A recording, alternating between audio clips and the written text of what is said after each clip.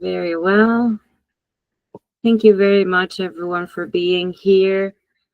Today is November the 6th, and we are again getting together for another webinar by TRACCS. Today, we have the privilege of being joined by FLO Components team, who are going to be talking about automatic systems for rail lubrication and friction modifiers.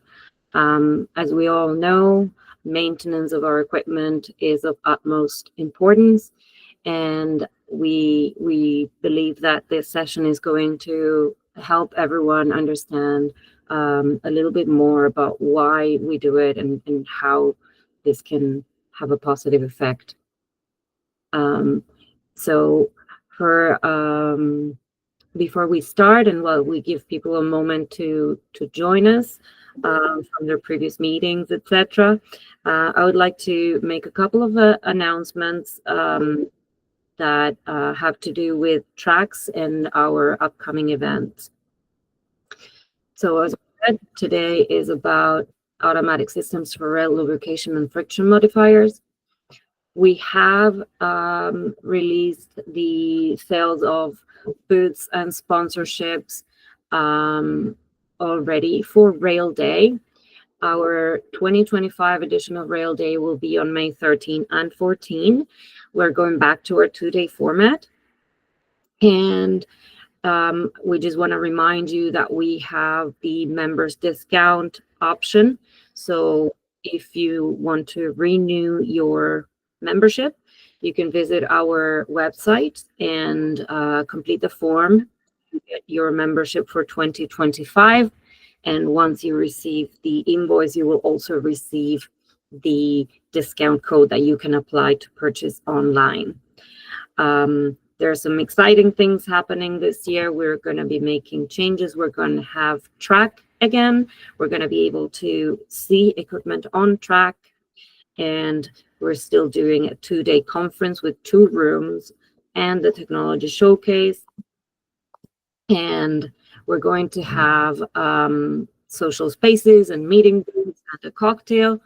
But there are some exciting things happening. We're going to be having scheduled demos. We're going to have new sponsorship packages. And we're going to also offer a job wall for exhibitors to post the positions that they have available. So we're very, very excited about that. You can send an email to our team if you have any questions about this. And another big piece of news is that we currently have on track, let's say, our new partnership with the CSA, the Canadian Standards Association, has joined TRACCS in our intention to develop Canadian transit rail standards. And at the moment, we cannot really announce a lot more, but we will be offering events across the country where we will be discussing how these very important standards they need to be created and how we're going to go about it with everyone's input. So that's very exciting for us, and we really hope that we could open the platform for this very important content to be developed. If you have any questions, you could email us at standards@traccs.ca, and our team will try to answer your questions and register your participation if that's something that interests you. So without further ado, I would like to introduce you to our presenters, our speakers for today. We have Bert Nienhuis. I hope I'm pronouncing that properly. So Bert is an expert in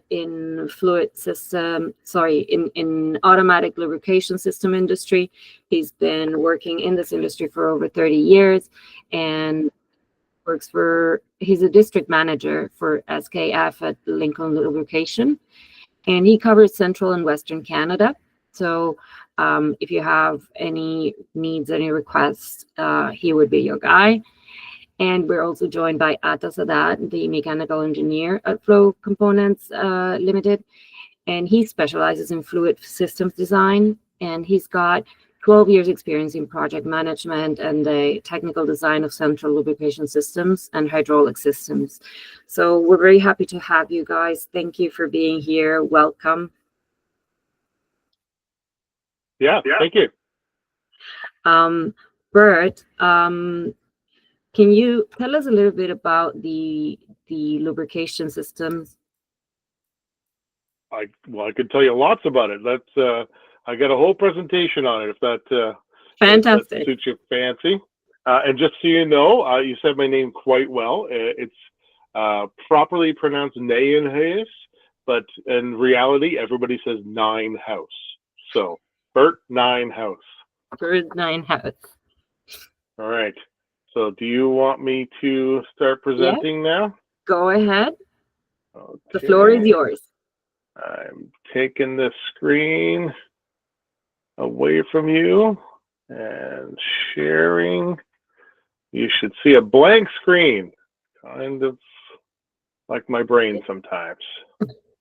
It's loading, so yes. How's that? That is perfect. You got it. Okay. Good. Okay, so excellent. Thank you very much. I guess we could say now it's afternoon, just barely, but good afternoon, everybody. And something that you mentioned, so Bert Nijenhuis, I've had a lot of years in automatic lubrication systems, and I've worked in many different industries with regards to automatic lubrication. So whether it's mining, construction, but rail is actually a very interesting and quite a unique industry unto itself. So it's always exciting to talk about rail and how it pertains to lubrication systems. So you mentioned here FLO Components, and I say I'm with SKF Lubrication. Well, FLO Components is the system house. So you said Bert's your guy, but actually you probably want to contact FLO Components. We are manufacturers of the product, and the way I say it is that we make the product and FLO makes it work for you. So FLO Components and SKF Lincoln Lubrication have partnered up again here today, as we do with so many other things.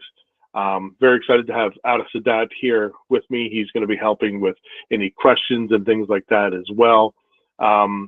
Originally, this was scheduled to be presented by Mike Deckert from FLO Components. Unfortunately, he was called away. He was pulled away. So he sends his apologies, and you're stuck with me and Atta for today. So that said, automatic lubrication systems for rail lubrication and friction modifiers, that is what we're talking about today.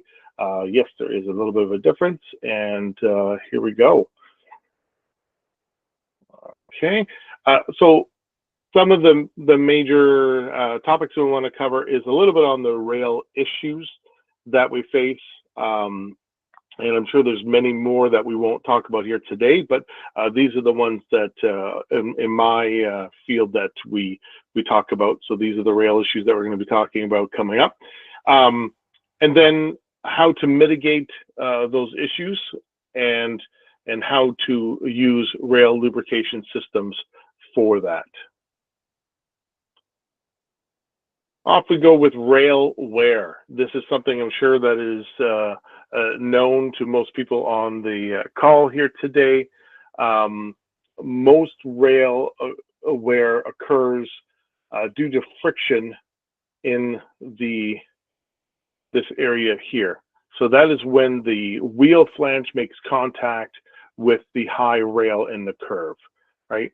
I'm sure people know the terminology, but just in case here, when I say high rail, it is the outer rail in the curve, and the low rail would be the inner rail in the curve.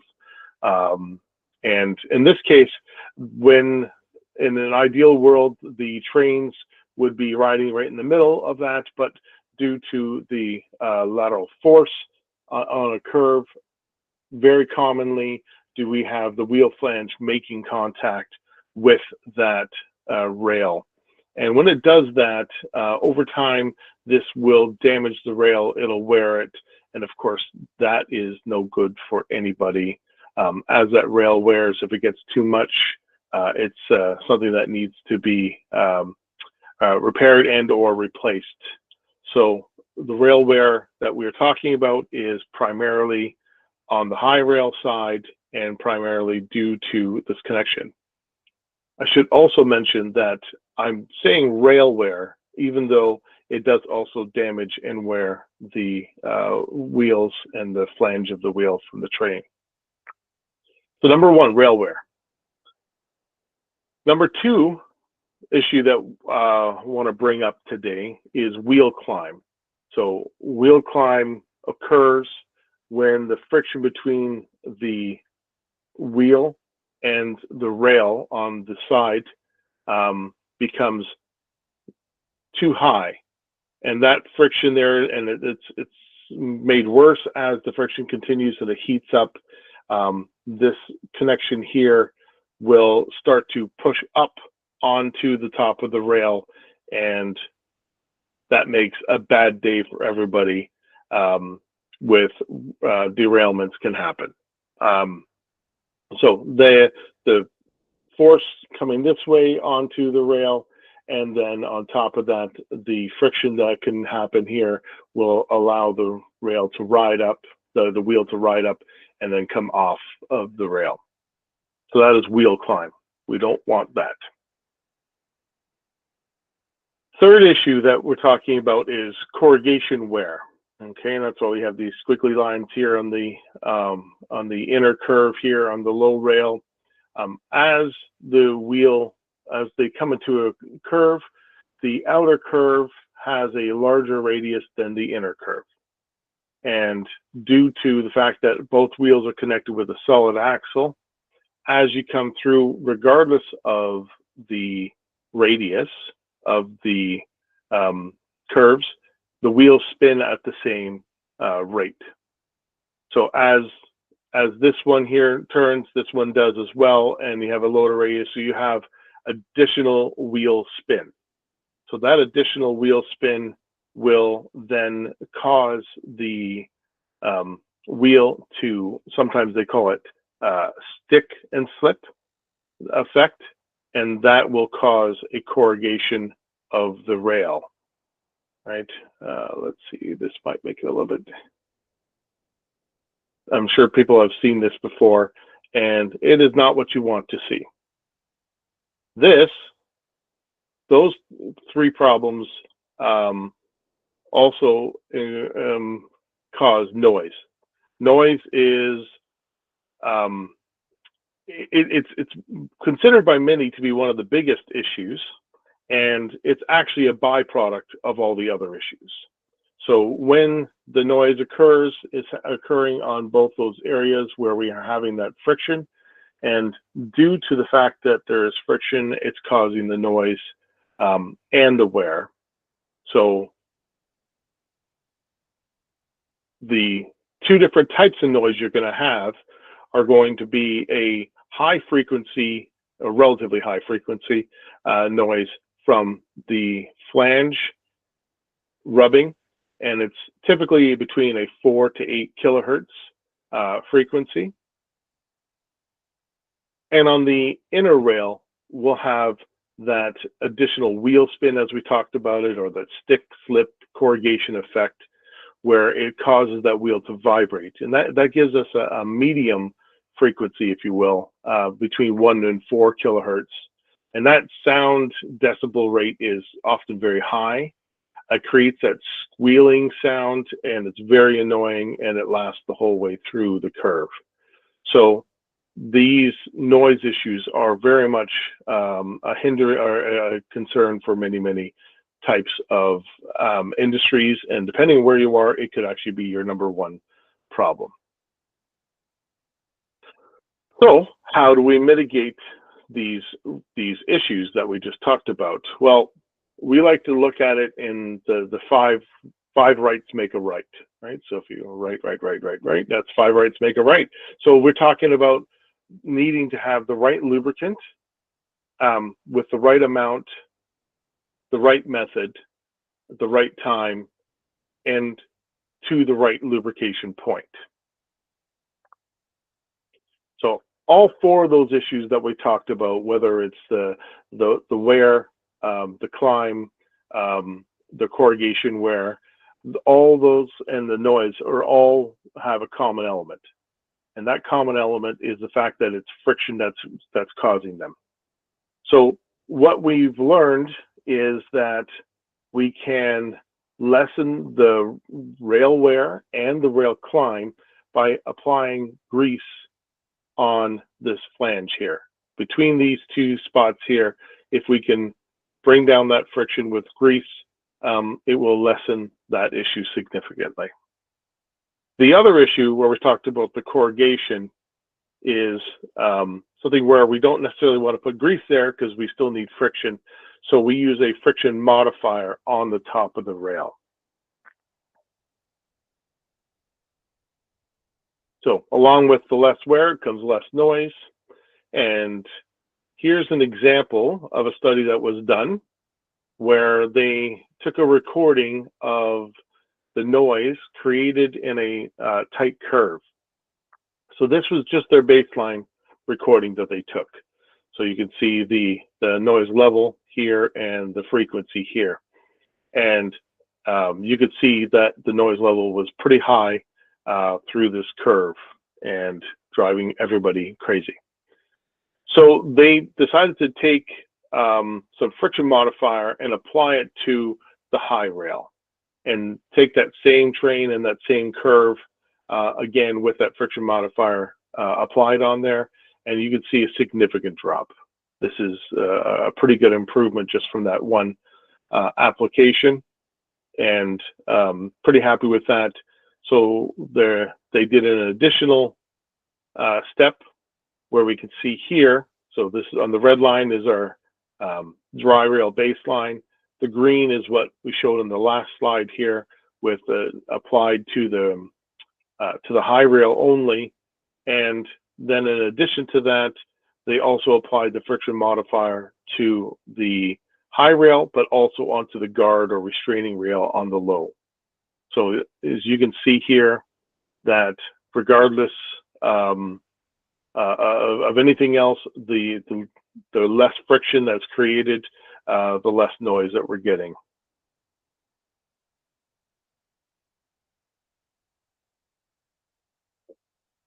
All right, so now how do we apply that? So when we talk about rail lubrication systems, there are a lot of different types of systems out there. There's going to be different methods to it. There's different there are different types of systems and a lot of different components that can be used. In the end, we're all trying to do the same thing. We're all trying to do those 5 rights. And so it's hard to say exactly all the different types of systems out there. We'll kind of make, I'll kind of make some comments as we go as to what those systems look like a little bit. But the first thing I want to do is put it into 2 different categories. Excuse me. Those 2 different categories are wayside, or sometimes known as railside systems, and then there's onboard systems. So that may be obvious from the name and the picture here, but the wayside or railside, it is a system that's stationary and it is mounted and it is lubricating on the rail as the trains go past. So this one here is just on the rail itself and then connecting with the trains as they come by. As opposed to the onboard system, where you would have a system that will lubricate on the train itself. So every train would get this, the system itself, and instead of applying the lubricant onto the gauge face of the rail, it applies it to the wheel flange as it goes by, for an example. Also for the top of rail, it would lubricate the rail directly in front of the train or in front of the wheel instead of picking it up as it goes. So both these systems have their merits. Both are available. And there's different reasons to use different ones. And one thing I'll repeat fairly often today is every situation is going to be different, and it's best to talk to the experts as to what you need and why you need it. By far and large in North America, my experience has been that wayside is the most commonly used one, and so we're going to focus on that today. Or I'm going to focus on it, and you're kind of stuck to listen to it. So any lubrication system has its major components that are shared by basically all lubrication systems. That would be every system needs to have a pump, because we're always talking about lubricant and we're trying to move that. There's going to have to be something that's going to control that system, that pump and everything else that goes with it. So it always has controls with it. Distribution, because you need to direct that lubricant to the right places in the right amounts. And then of course there's plumbing, right? So that's tubing, fittings, whatever it might be. So this is going to be common no matter what kind of lubrication system you're talking about, and it's still true for wayside. It's also true for onboard, and it's true for most other lube systems as well, basically. When we're talking about the pump, we're talking about an electric pump, and it is inside, typically undercover with the reservoir. So the reservoirs themselves will be different sizes. The three most common sizes are 35, 200, and 800 pounds. We'll show some examples of what these could look like a little bit later. But by far, those are the ones that I've seen the most: 35, 200, and 800 pound reservoirs. So a pail all the way up to double drum. The controls for the system are also under the cover, and these controls are individual to that system, and they use feedback from wheel sensors to provide feedback to the controller to allow the controller to operate at the appropriate times. They'll also do more monitoring than that. There's lots of different options and features available. Remote monitoring is one of those things. And so we'll get into more specifics on the control a little bit later on about some of the options available. So controls, number 2. Distribution. There are many different types of systems. In any case, you're going to have a application bar of some sort for these type of systems where it needs to be distributed to the rail and or to the wheel. The distribution pump from the pump through the metering valves to the application bar. And there are different types of systems as well, that there are flood systems and metered systems. And we're showing an example here of a metered system where it'll have additional valves. Sometimes these are used, sometimes these are not. And then every system requires plumbing for the lubrication to go through, for the lubricant to go through. And so there's always a supply line that comes from the pump. And then the lubricant is divided up and sent up to each application bar. So we need tubing for that as well. And then in some cases, now the lubrication has to be brought to different points within the application bar itself. So it's not all just in one spot for our gauge face. And that is done often with feed lines to bring it to the different points. So pump, controls, distribution, tubing, and fittings. That's all present in a loop system. The vast majority of issues are seen in the curves of the rail. Like we talked about before, the curve is where we're seeing these issues, that movement to the side of the train and making that connection. So in this case, we want to make sure that we are putting the lubricant on in the tangent before the curve. So that way it's on there, and as the train comes through, it takes it in and it puts it onto the flange in front of it. In an ideal world, we would like to have our trains always running centered with the shape of the geometry of these wheels. It should stay where it is. But the reality is, the majority of the time, we do find that it slides over, makes contact in the curve. There is typically, when it's running straight, it should be running in the centers of these shaped wheels. Although that does happen from time to time, they have what I understand is called hunting, where it does move from side to side a little bit. But for the most part, it should hopefully be going straight and right in the middle. This here is a picture showing an example of a system that's installed. And we can see on this track here, we have a curve going here, and then beyond here, there's another curve. So this system, with some of the major components you can see here, is the pump controls are right here. So it's a wayside system. And we have our applicator bars mounted in the tangent of the curve, so directly before the curve. This is allowing us to get that lubricant on there and carried into that curve. But what this system here is also has is that it has traffic going both ways. So we'll just call it up and down. We'll say that's north, that's south. I don't know. I can't see what the sun is.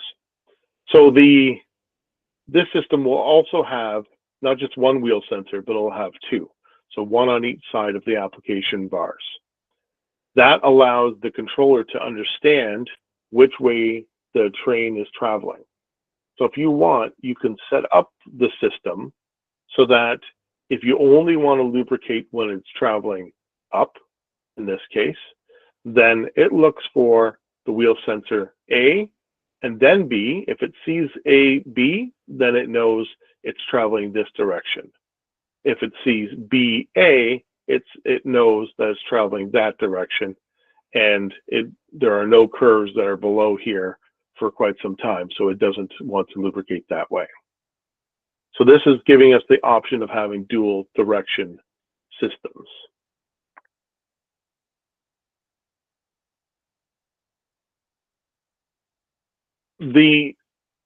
For gauge face, that's what we're talking about here. So the side here, the connection between the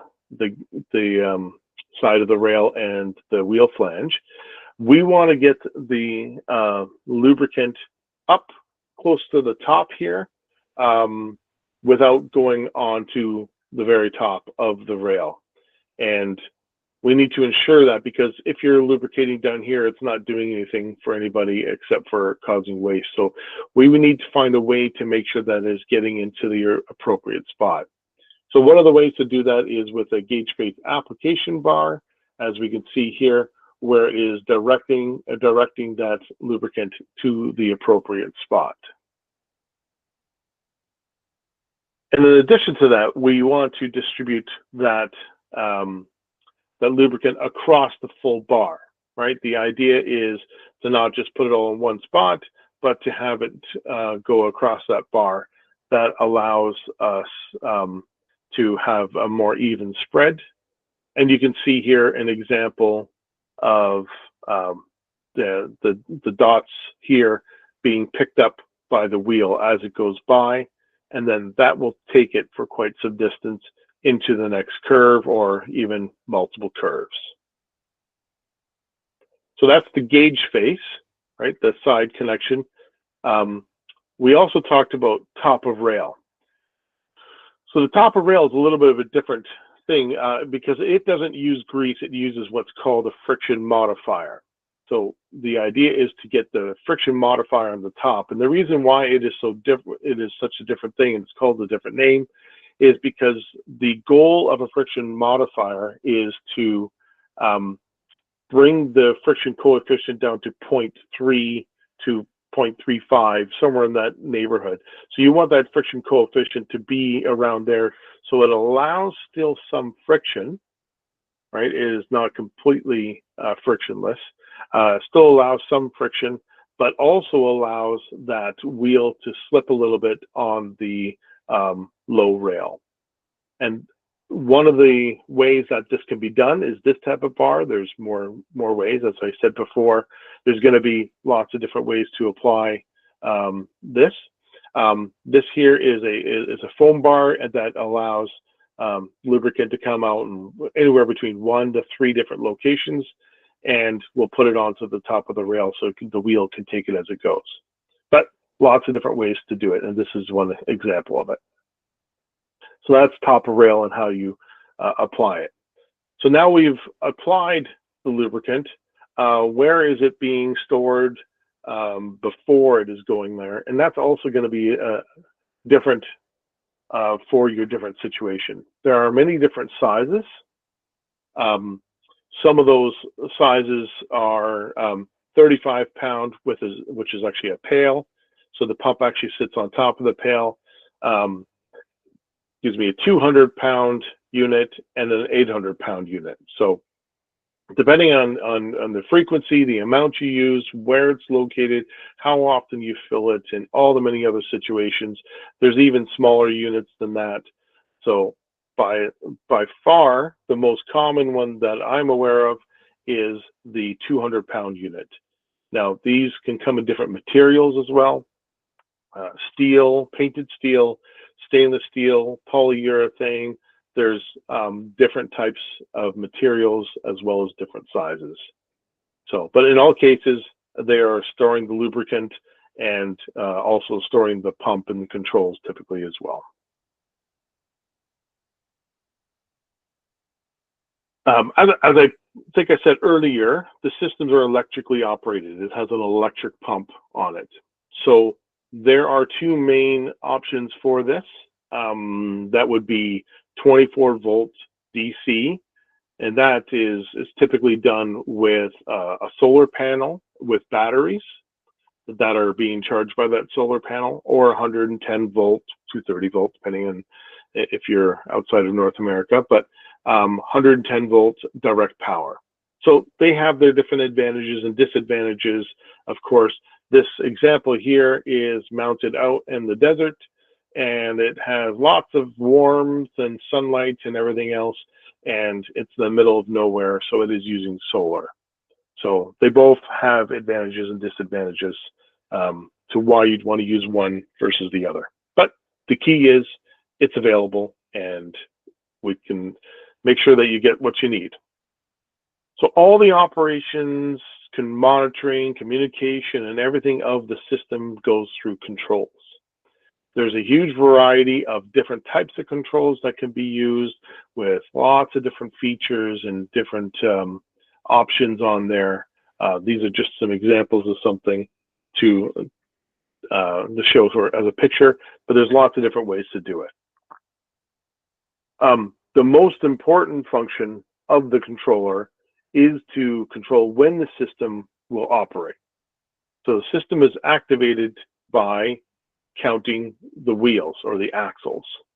So as those wheels go by sensors, and here's a couple examples. There's, once again, lots of different options available, and here are a couple.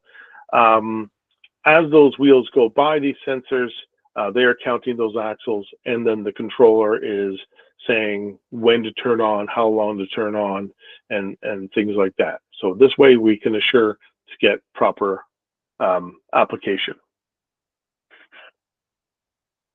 So the controller, so the main function, of course, is when to turn it on and off, but there's lots of other things that can be done as well. So it's all about getting it right. So in this case, we want to have different situations for different controllers. That means in some cases, you might want to have a rain or snow sensor. And somebody asked me, well, why would you want that? Well, there's different reasons, but one of the more common reasons I've heard is certain lubricants do not like rain. They'll get washed away with rain. So we do not want to, if you're using that lubricant, if that's the right lubricant for you, then you probably don't want to turn on your system and have it washed away by the rain. So rain and snow sensors is an option that you can have on there. Temperature sensors, same kind of situation. Different lubricants can handle different temperatures better. If you have a temperature sensor, that can help. Lube volume confirmation, that's an option that's available as well to confirm that you've had proper lube delivery. Dual line directional track control. So this is something that we talked about a little bit already, about how if you have trains going in both directions on that same track, the controller can make use of that information and decide what to do based on its settings. Multiple tracks. So if you have a yard and you have 10 tracks all like right beside each other and you want to lubricate them, you can have controllers that will go from one system, will lubricate all those different tracks at the same time or individually. So each one will be individually controlled and monitored, and it can all come from one reservoir pump combination and from one control unit. So the multiple tracks, this is particularly helpful when you have a yard. That can all be done from a controller as well. And remote monitoring. So like I said, sometimes you're out in the middle of nowhere, you want remote monitoring, or even if you're right downtown somewhere, you want to have visibility of your system. The remote monitoring can do that. And there's lots of different options that comes with that. So there's more features that you can have. I know we have customers who like to have a sensor on the door for the grease. So if somebody leaves the door open, they want to be aware of that. There's all kinds of different things that can be done. But these are some of the more common features that you'll find on these kind of systems. If there is something that you're looking for in particular, you can ask about it. There's different things that can be done, and there's always customized systems as well. Somebody was talking to me the other day about not wanting to lubricate for the engine, just the cars. So that's something that can be done as well. So you could say, I want to not lubricate until after I've seen X amount of axles, because those axles are connected to the drive engines, and they don't want to lubricate until we get to the cars. Lots and lots of different options and features are available on there. Okay, so we've talked a little bit about the different components to the lubrication systems. We've talked about what the issues are and how we can mitigate those, and it all comes down to those 5 rights, as we've talked about before. So those 5 rights, to review, the right lubricant, the right amount, the right method, and the right time and the right point. So to address each one of these as a review from what we've talked about, the right lubricant, it's really important. It's something to keep in mind that the system is in place to apply the lubricant. The lubricant that is chosen is very important. So it's highly recommended to work with the different lubricant OEMs who make rail grease and friction modifiers. There's lots of different options in there, and each one has their own features and benefits to them. What's right for one person in one situation is not right for the next one. Some want to have features that the lubricant can provide. I know, for example, something I found out not too long ago, you can have, when you're trying to track how far down the lubricant is being carried down the track, you normally would go down and you would kind of touch it, but some lubricants actually have a UV inside the lubricant that you can actually use a black light. As you're walking down the track, you can see it using a black light to see how far it's carried. Lots of little things like that, stuff that you wouldn't normally think about, and it's really important to work with the different OEMs to see which is the right ones for you. And then on top of that, it's right to use the right kind of system to do that for you as well. So kind of ask questions and think about what would be possible for that lubricant, right? So for an example, I mentioned, you know, if this lubricant here is the right one, but it gets washed away with water, then how do we apply that? What's the best way? How much do we do? Those kind of things. And that's something that the lube system supplier can help you with. So that is what we call by the right lubricant. So really, really important, something that I want to make sure that doesn't get lost. Thank you so much, Bert. Oh, sorry, I got 4 more rights. Oh, okay. Yeah, sorry, yeah. And then there's too much or too little can have consequences. So we're trying to reduce the friction on the between the rail and the wheels, especially on the flange there. But reducing it too much can be a major problem, right? That's pretty obvious, I would think.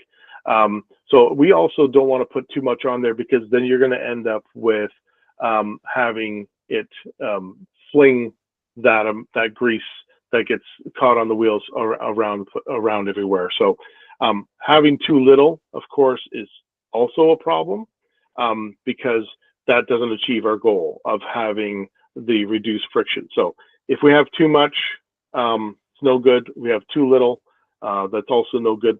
Goldilocks comes to mind for me. So that we need to make sure we do that. And that sometimes takes testing.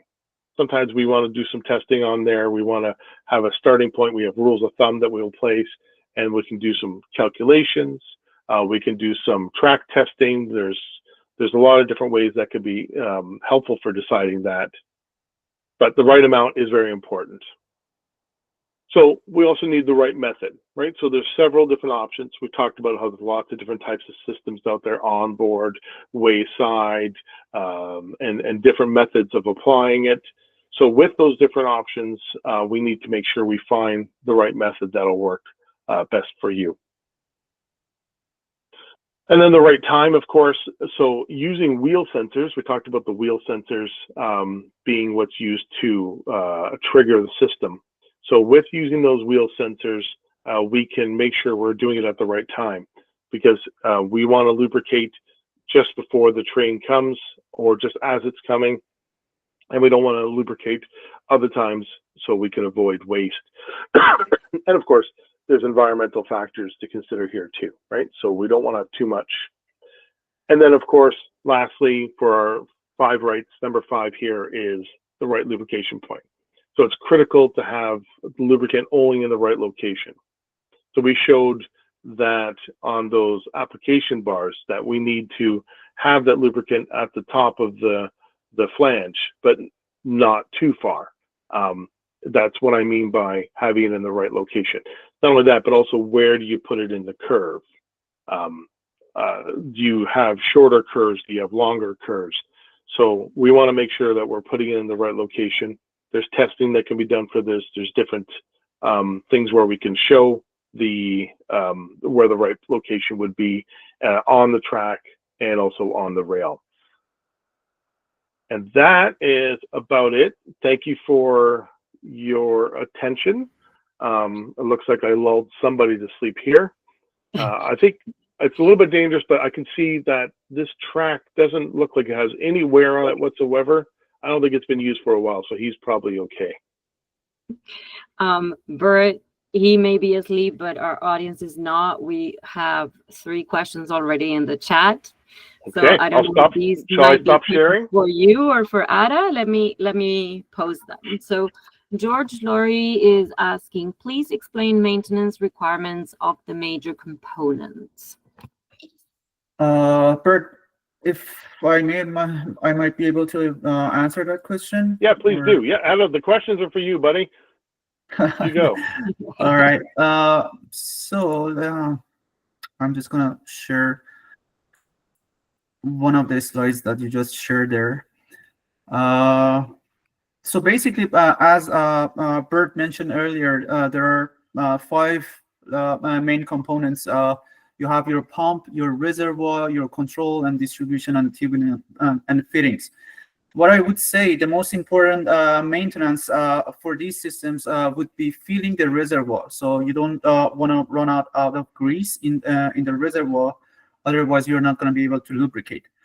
There are other features on these systems. One would be a manual basically cycle that you can manually activate the system, and then you can monitor if you have any, for example, leaks, or you have any blockage, or we also have like pressure gauges in our systems that it's basically giving you an idea of what's the situation of the system by monitoring that pressure.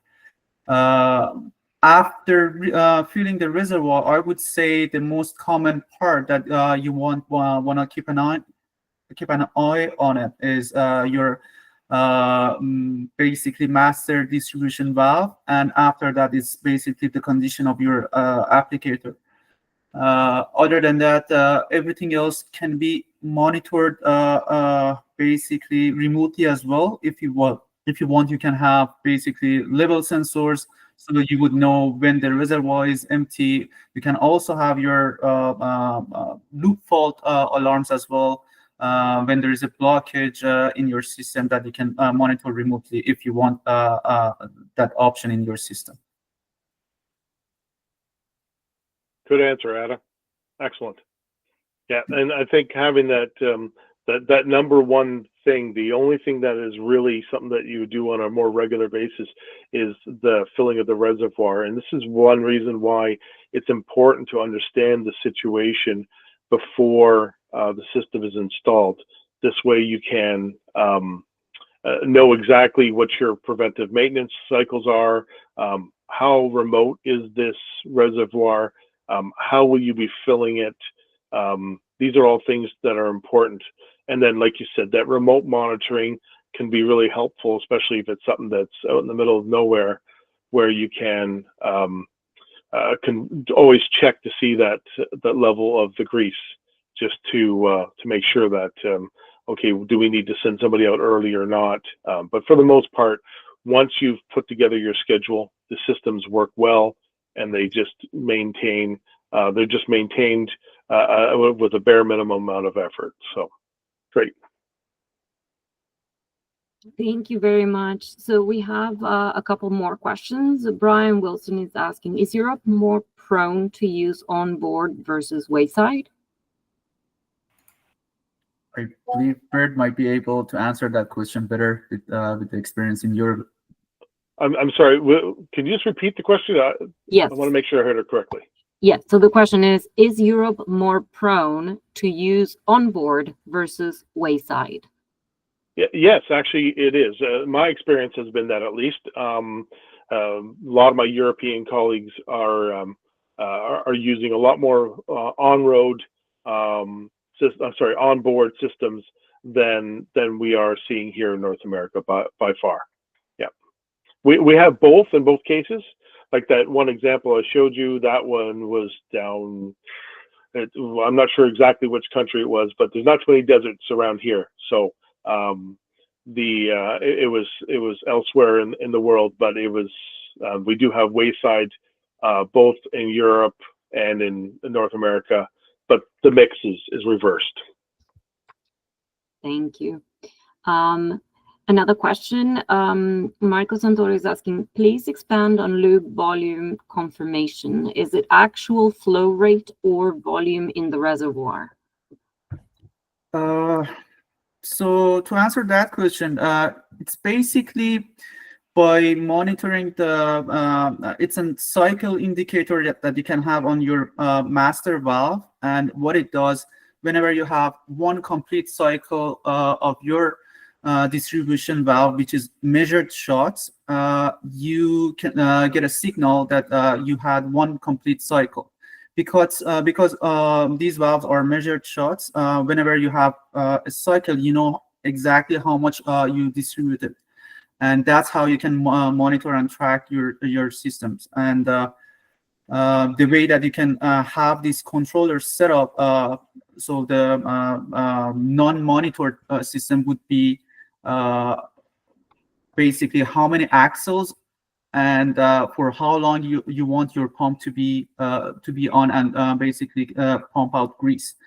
With monitor system, it's basically after how many axle count you want the system to be activated, and for how long you can set the system for how many cycles your master valves to be working. So if you can have it based on like 2 cycles, 3 cycles, and each cycle means exact like measured shots that you have on those valves. So it's not monitoring the flow or either the reservoir.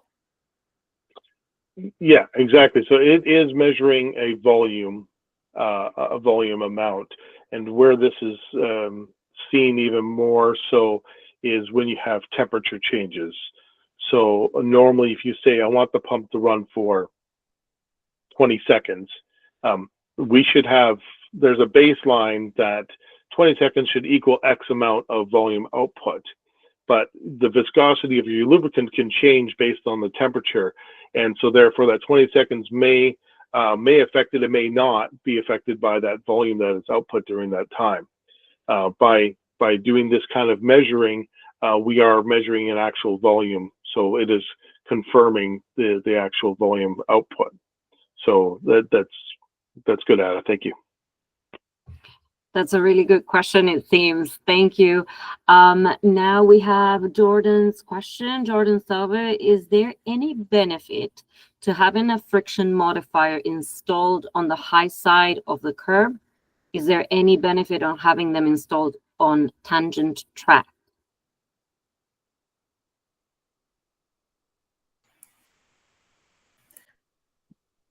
I'm not really sure on that one.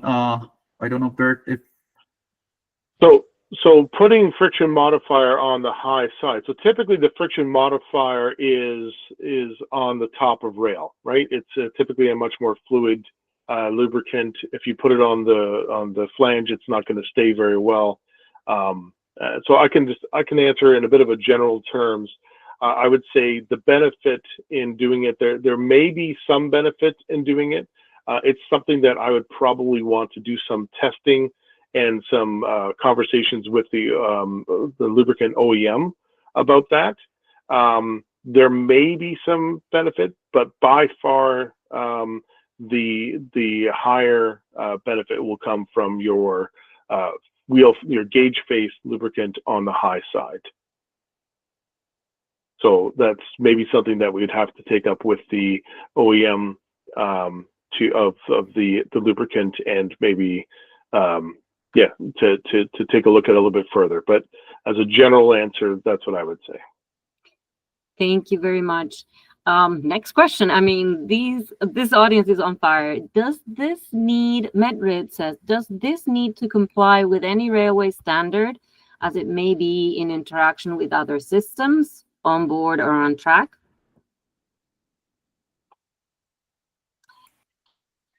Med, I don't know if you know much about the Canadian scenario specifically. I don't know where you're located, but standards are not a forte of the Canadian transit rail industry. Ada, what are your thoughts? So basically, what I can say about the system itself, we don't do any modification on the actual rails, so we are not interfering with the rails itself.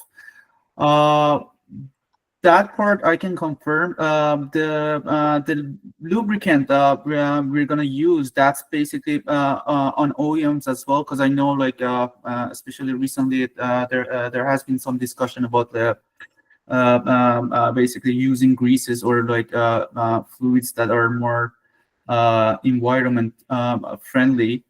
But again, that's not something we can have an opinion on. It's more related to OEMs, but the systems themselves, because we don't interfere with the rails itself, I don't think it has any issues with the standards. But Bert might be able to explain more on that as well. Yeah, so I would say that you're right. but there's a couple different things there. I mean, there's always some sort of standards, and some of them are going to be more related to who is asking for the system. So whose rail is it? Where is it? Is there any kind of electrical requirement? So for an example, we got an AC system. Do they require CSA approval on there? Those kind of things we have. On the other hand, that's wayside. For the onboard, I have done projects in the past for onboard where there was a tremendous amount of regulations that were required. Those regulations were required by the city where they were being installed, and there was a significant amount of regulations that had to be met with that. The components need to have certain kinds of couldn't have certain kinds of material in them, and they needed to meet a smoke fire toxicity rating, and there's lots and lots of different things. So it really depends. It's very situational, but I would say for the vast majority, I have not run into many any kind of objections at all with regards to any kind of regulations for any wayside in Canada. Thank you very much, Bert. We only have a couple more minutes, but we do have a few more questions. So I'll let you decide, gentlemen, if you're able to stay and answer them. They will be recorded if the audience needs to leave punctually. Depends if the questions are hard or not. If they're hard, then no, we have no time. No time. Okay. So we have Rob Caldwell asking for water-based top-of-rail friction modifier systems that are connected to the electric grid. Has anyone developed a warming system to keep the product from freezing in the tank, lines, and distribution bars?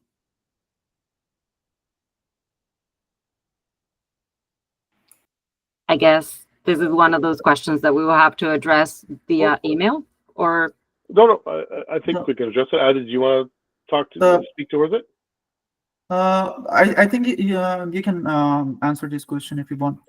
Yeah. So I mean, it's like any kind. If the idea is that we're trying to prevent any lubricant from freezing, there's only so much we can do for it. Can we warm? Can we use heat trace on tubing and that? These are all possible things. This would be more of it would not be a standard system. It would not be, the system itself might be standard, but there'd be additional features added to it. But no matter what we do to the lubricant throughout the system, once it has been dispensed, then it's on its own. So there are things that can be done to make sure that the lubricant doesn't freeze when it's within the system and within its delivery. But once it's delivered, there's nothing we can do. So we'd have to look at that situation individually. Thank you. How does the system prevent lubricator for flange migrate to top of rail?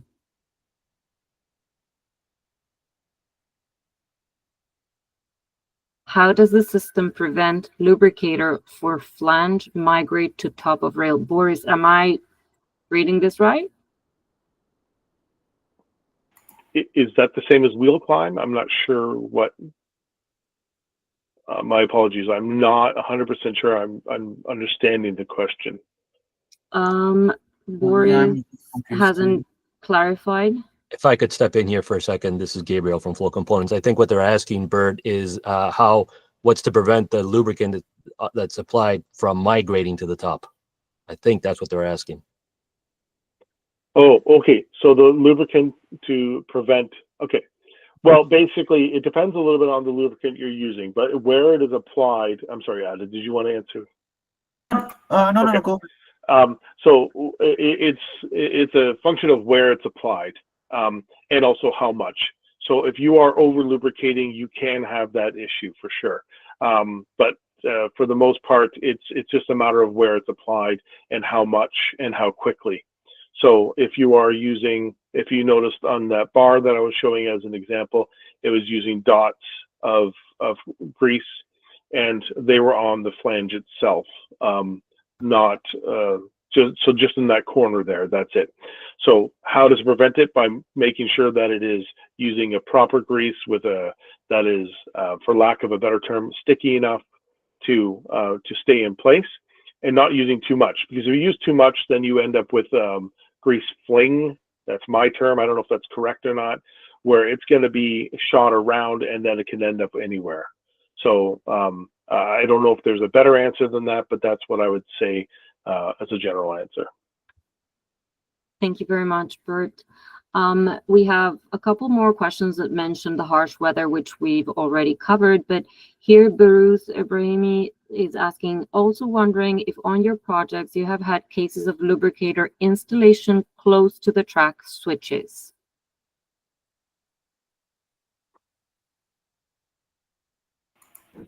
Yeah, we did install these before. It's comes down to basically it's specific to each location, and they can mitigate this issue with applying the right amount of grease and how often they want the system to be applied. And over lubricating can cause an issue with these switches, but if they apply the right amount of grease, typically they don't see any issues here.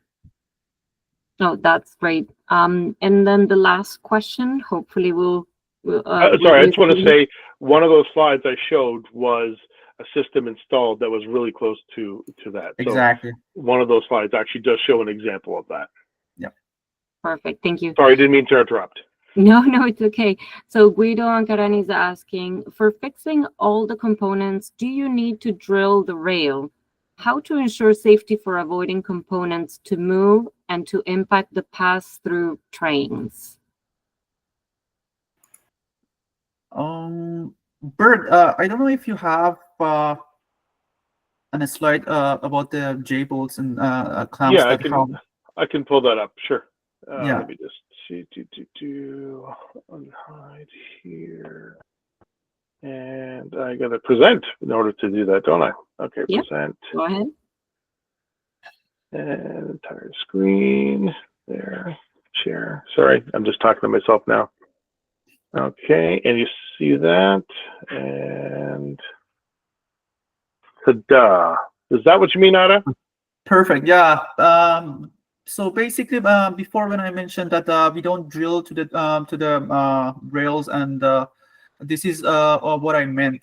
If you look at this picture, we have J bolts and clamps that basically just clamp to the rail, and the applicators are installed at top of it, and that's how we fix everything.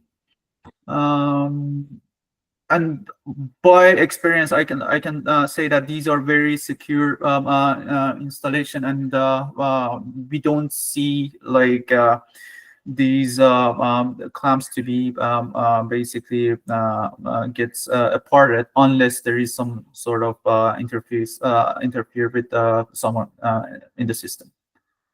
Yeah, and in addition to that, there are ones that are designed to fold away in case, so you can manually go and keep it in place, but fold the applicator away in case they're doing maintenance on the track as well.